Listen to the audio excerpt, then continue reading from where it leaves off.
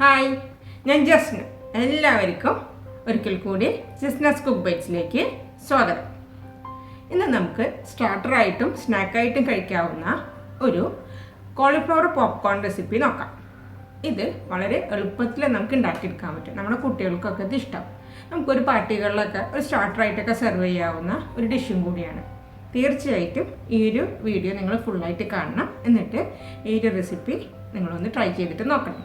എൻ്റെ ചാനൽ നിങ്ങൾ ആദ്യമായിട്ടാണ് കാണുന്നതെന്നുണ്ടെങ്കിൽ സബ്സ്ക്രൈബ് ചെയ്യാനായിട്ട് മറക്കരുത്. അതുപോലെ തന്നെ ഈ വീഡിയോ ഇഷ്ടമായി കഴിഞ്ഞാൽ ലൈക്ക് ചെയ്യാനും നിങ്ങളുടെ അഭിപ്രായങ്ങൾ കമൻറ്റ് ചെയ്യാനും നിങ്ങളുടെ ഫ്രണ്ട്സിന് ഈ റെസിപ്പി ഷെയർ ചെയ്ത് കൊടുക്കാനായിട്ടും മറക്കരുത്. അപ്പോൾ നമുക്ക് എങ്ങനെയാണ് കോളിഫ്ലവർ പോപ്കോൺസ് ഉണ്ടാക്കുന്നതെന്നുള്ളതൊന്ന് കാണാം. കോളിഫ്ലവർ പോപ്കോൺ അല്ലേ നമ്മൾ ഉണ്ടാക്കിയെടുക്കാൻ പോകുന്നത്. അപ്പോൾ അതുകൊണ്ട് തന്നെ നമ്മൾ കോളിഫ്ലവർ ഇതുപോലെ നമ്മൾ ആ തണ്ടില്ലാതെ മേൽഭാഗത്തുള്ള ഒരു പൂവ് മാത്രം ഇതുപോലെ എടുത്തിട്ട് ചെറിയ ചെറിയ പീസസ് ആക്കി നമ്മൾ എടുത്ത് ഇളം ചൂടുള്ള വെള്ളത്തിലിട്ടൊന്ന് നന്നായി കഴുകി വൃത്തിയാക്കിയതിന് ശേഷം അരിപ്പയിൽ വെച്ച് വെള്ളം കളഞ്ഞിട്ട് എടുക്കണം. കോളിഫ്ലവറിൽ വെള്ളത്തിൻ്റെ അംശം ഉണ്ടാവാൻ പാടില്ല കേട്ടോ. അത് നമ്മൾ പ്രത്യേകം ശ്രദ്ധിക്കണം. കുറച്ച് നേരം നമ്മളൊന്ന് അരിപ്പയിൽ വെച്ചിട്ട് വെള്ളം കളഞ്ഞിട്ട് എടുക്കണം നമ്മൾ കോളിഫ്ലവർ. ഇനി ഇതിലേക്കൊരു ബാറ്റർ തയ്യാറാക്കണം. അതിന് വേണ്ടിയിട്ട് ഞാനിപ്പോൾ ഇവിടെ ഒരു 3 മുട്ടയാണ് എടുത്തിട്ടുള്ളത്. നമ്മൾ എടുക്കുന്ന കോളിഫ്ലവറിൻ്റെ അളവനുസരിച്ചിട്ട് നമുക്ക് മുട്ടയുടെ അളവും കൂട്ടേണ്ടി വരും കേട്ടോ. കാരണം ഈ ബാറ്ററിൽ മുട്ടയുടെ അളവ് വളരെ പ്രധാനമാണ്. കാരണം നമ്മൾ മുട്ടയുടെ ആ ഒരു നനവിലാണ് ശരിക്കും ബാറ്റർ നമ്മൾ കുഴച്ചെടുക്കുന്നത്. ഇതിലേക്ക് നമുക്കിനി 1 കപ്പ് മൈദ ഇട്ട് കൊടുക്കണം. അപ്പോൾ ഞാൻ 1 കപ്പ് മൈദയാണ് ആദ്യം ഇട്ട് കൊടുക്കുന്നത്. പിന്നെ നമുക്കിതിലേക്ക് 1/2 കപ്പ് കോൺഫ്ലോർ ചേർത്ത് കൊടുക്കാം. ഇതിലേക്ക് നമുക്ക് ഇപ്പോൾ പാപ്രിക്ക പൗഡറാണ് ചേർത്ത് കൊടുക്കേണ്ടത്. നിങ്ങളുടെ അടുത്ത് പാപ്രിക്ക പൗഡർ ഇല്ലയെന്നുണ്ടെങ്കിൽ കാശ്മീരി ചില്ലിയോ അല്ലെന്നുണ്ടെങ്കിൽ നമ്മൾ സാധാരണ പച്ചമുളക് ചെറുതാക്കി അരിഞ്ഞത് ചേർത്ത് കൊടുത്താലും മതി. പക്ഷേ ഇതിൻ്റെ ഒതൻറ്റിക് ടേസ്റ്റ് കിട്ടണമെന്നുണ്ടെങ്കിൽ പാപ്രിക്ക പൗഡർ തന്നെ ചേർത്ത് കൊടുക്കണം. അതൊക്കെ ഇപ്പോൾ സൂപ്പർ മാർക്കറ്റിലൊക്കെ പാപ്രിക്ക പൗഡർ ഇപ്പോൾ അവൈലബിൾ ആണ്. ഇതിലേക്ക് കുറച്ച് സ്പ്രിംഗ് ഓണിയനും ചേർത്ത് കൊടുക്കണം. സ്പ്രിംഗ് ഓണിയൻ ഇല്ലയെന്നുണ്ടെങ്കിൽ നിങ്ങൾക്ക് മല്ലിയില ചേർത്താലും മതി. പക്ഷെ ടേസ്റ്റ് ഒക്കെ കിട്ടണമെങ്കിൽ നമ്മൾ സ്പ്രിംഗ് ഓണിയൻ തന്നെ ഇതിലേക്ക് ചേർത്ത് കൊടുക്കുക. ഇതിലേക്ക് നമുക്ക് കുറച്ച് ഉപ്പിടണം. ഇതിൽ ഉപ്പിടുമ്പോൾ നമ്മൾ നന്നായിട്ട് ശ്രദ്ധിക്കണം. കാരണം ഇനി ഇതിൽ സോസൊക്കെ ചേരാനുള്ളതാണ്. അപ്പോൾ അതുകൊണ്ട് ഉപ്പ് എപ്പോഴും കുറവ് മതി. നമ്മൾ സാധാരണ ബാറ്ററിൻ്റെ ഇടുന്ന അത്രയും ഉപ്പ് ഇതിന് വേണ്ട. കുറച്ച് കുറവാക്കി തന്നെ നമ്മൾ ഉപ്പ് ചേർത്താൽ മതി. ഇനി നമുക്കിത് കൈവച്ചൊന്ന് നന്നായിട്ട് കുഴച്ചങ്ങ് മിക്സാക്കാം. അപ്പോൾ നമ്മൾ ആദ്യം ഇതുപോലെ നന്നായിട്ട് കൈവച്ചിട്ട് ആ മുട്ടയുടെ നനവിലൊന്ന് കുഴച്ച് നോക്കുക.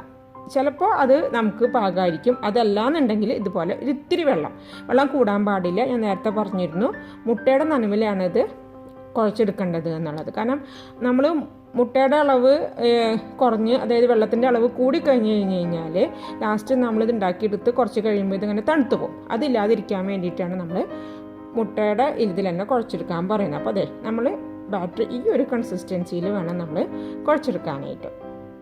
ഇനി നമുക്കിതിലേക്ക് നമ്മൾ കഴുകി വെള്ളമൊക്കെ കളഞ്ഞു വെച്ചിട്ടുള്ള കോളിഫ്ലവർ ഇട്ട് കൊടുത്തിട്ട് നന്നായി ഒന്നങ്ങ് മിക്സാക്കുക. അതായത് ഈ ബാറ്റർ ഈ കോളിഫ്ലവറുമൊക്കെ നന്നായിട്ട് കോട്ട് ചെയ്തിട്ടിരിക്കണം. ആ ഒരു പരുവത്തിൽ വേണം നമ്മളിതുപോലെ ഒന്ന് കൈവച്ചിട്ട് ഇതാക്കിയിട്ട് നമ്മളൊന്ന് കുഴച്ചെടുക്കാനായിട്ട്. അപ്പോൾ നമ്മുടെ കോളിഫ്ലവറിനൊക്കെ ബാറ്ററൊക്കെ നന്നായി കോട്ട് ചെയ്തിട്ടുണ്ട്. ഇനി നമുക്കിതൊന്ന് ഫ്രൈ ചെയ്തിട്ട് എടുക്കാം. കോളിഫ്ലവറിൻ്റെ പീസസ് വറുത്തെടുക്കാൻ വേണ്ടിയിട്ട് ഞാനൊരു പാൻ വെച്ച് കത്തിച്ചിട്ടുണ്ട്. അതിലേക്ക് റിഫൈൻഡ് ഓയിലാണ് ഒഴിച്ച് കൊടുത്തിരിക്കുന്നത് കേട്ടോ. അതുപോലെ തന്നെ കുറച്ച് അധികം എണ്ണയിൽ വേണം നമ്മളിത് വറുത്തെടുക്കാനായിട്ട്. ഷാലോ ഫ്രൈ അല്ല, ഒന്ന് ഡീപ് ഫ്രൈ ചെയ്തെടുക്കുന്ന രീതിയിൽ തന്നെയാണ് നമ്മളിത് വറുത്തെടുക്കുന്നത്. ഇതുപോലെ നമ്മൾ ഓരോരോ കഷ്ണങ്ങൾ ഇട്ട് നമ്മൾ വറുത്തെടുക്കുക. നമ്മൾ ഇട്ട് കൊടുക്കുമ്പോൾ അടുപ്പിച്ചടുപ്പിച്ച് ഇട്ട് കൊടുക്കരുത്. ഒത്തിരി ഗ്യാപ്പ് ഇട്ടിട്ട് വേണം നമ്മൾ ഇട്ട് കൊടുക്കാനായിട്ട്. അല്ലാന്നുണ്ടെങ്കിൽ ഇത് പരസ്പരം അങ്ങോട്ടും ഇങ്ങോട്ടൊക്കെ ഒട്ടിപ്പിടിക്കും. അപ്പോൾ പിന്നെ നമുക്ക് ശരിയായ രീതിയിൽ കിട്ടില്ല. ഇപ്പോൾ നമ്മുടെ ഇതൊക്കെ ഞാനിങ്ങനെ വറുത്തെടുക്കുന്നുണ്ട്. നമ്മൾ ആദ്യം ഹൈ ഫ്ലെയിമിൽ വെക്കണം. അതിനുശേഷം നമ്മൾ മീഡിയം ഫ്ലെയിമിലിട്ട് നല്ല ക്രിസ്പി ആയിട്ട് വറുത്തെടുക്കണം. ഇത് പ്രത്യേകം ശ്രദ്ധിക്കണം കേട്ടോ. നല്ലോണം ക്രിസ്പി ആയ രീതിയിൽ നമ്മൾ വറുത്തെടുത്താലാണ് നമുക്ക് ഇതിൻ്റെ ഫൈനലായിട്ടുള്ള ആ ഒരു ഇത് ചെയ്ത് വരുമ്പോൾ അത് തണുത്ത് പോകാതെ നല്ല ക്രിസ്പി ആയിട്ട് ഇരിക്കുകയുള്ളൂ. അപ്പോൾ നമ്മൾ കുറച്ച് സമയമെടുത്ത് തന്നെ മീഡിയം ഫ്ലെയിമിലിട്ടിട്ട് അതിൻ്റെ പുറത്തുള്ള കോട്ടിങ്ങൊക്കെ നന്നായിട്ട് മൊരിഞ്ഞ് ക്രിസ്പി ആവുന്ന രീതിയിൽ നമ്മളിത് വറുത്തെടുക്കുക. അപ്പോൾ ഞാൻ ഇതുപോലെ എല്ലാ പീസസും നമ്മൾ കോട്ട് ചെയ്ത് വെച്ചിട്ടുള്ള എല്ലാ കോളിഫ്ലവറിൻ്റെ പീസസും വറുത്തെടുത്തിട്ട് മാറ്റി വെക്കട്ടെ.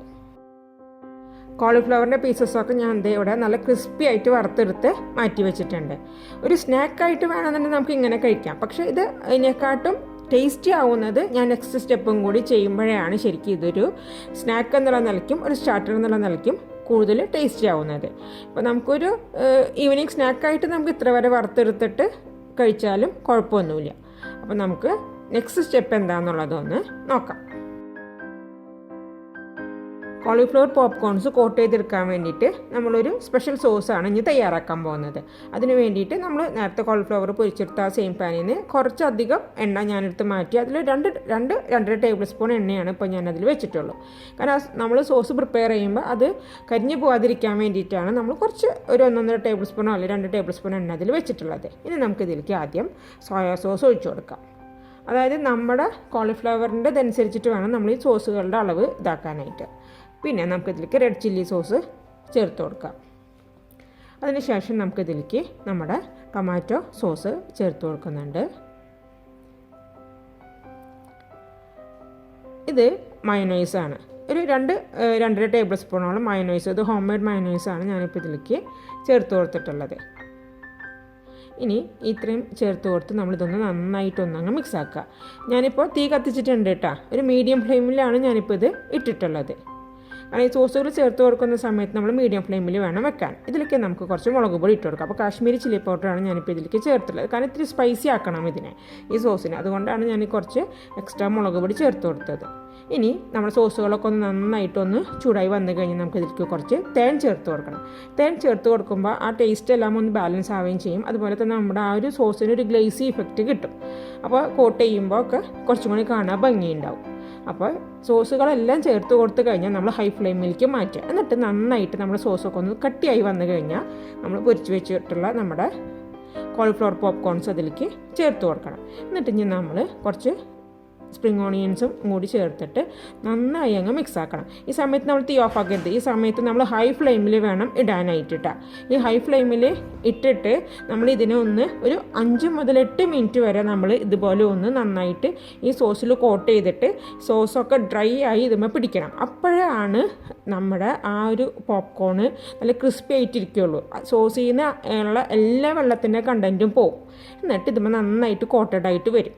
ഇതിൽ ശ്രദ്ധിക്കേണ്ടത് ഒന്ന് നമ്മൾ എഗ്ഗ് ആയിരിക്കണം മെയിനായിട്ട് നമ്മൾ ആദ്യത്തെ ബാറ്റർ തയ്യാറാക്കിയപ്പോൾ ഉപയോഗിക്കുന്നത്. അതുപോലെ നല്ല ക്രിസ്പി ആയിട്ട് വറുത്തെടുക്കണം. അതുപോലെ തന്നെ ഇപ്പം നമ്മൾ ഈ കോട്ട് ചെയ്തിട്ടും ഒരു 5 മുതൽ 8 മിനിറ്റ് വരെ ഹൈ ഫ്ലെയിമിലിട്ട് നമ്മൾ നന്നായിട്ട് ഇതുപോലെ ഒന്ന് ഇതാക്കി കൊടുക്കണം. അപ്പോഴാണ് സോസൊക്കെ നന്നായിട്ട് അതിൻ്റെ വെള്ളത്തിൻ്റെ അംശമൊക്കെ പോയി കോട്ട് ചെയ്തിരിക്കുന്നതിലേക്ക് ആവുകയുള്ളൂ. യമ്മി ആൻഡ് ഡിലീഷ്യസ് ആയിട്ടുള്ള കോളിഫ്ലവർ പോപ്കോൺസ് എല്ലാം നമ്മൾ പ്രിപ്പയർ ചെയ്തു. മേലെ കുറച്ച് സെസമി സീഡ്സും കുറച്ച് സ്പ്രിംഗ് ഓണിയൻസും ഇട്ട് കൊടുത്തിട്ട് ഞാനിത് സെർവ് ചെയ്തിട്ടുണ്ട്. തീർച്ചയായിട്ടും നിങ്ങളെല്ലാവരും ഈ റെസിപ്പി ഒന്ന് ട്രൈ ചെയ്തിട്ട് നോക്കണം. ഇത് എല്ലാവർക്കും ഇഷ്ടപ്പെടും. പ്രത്യേകിച്ച് കുട്ടികൾക്ക് ഇത് അവരുടെ ഫേവറേറ്റ് ആയിട്ട് മാറും.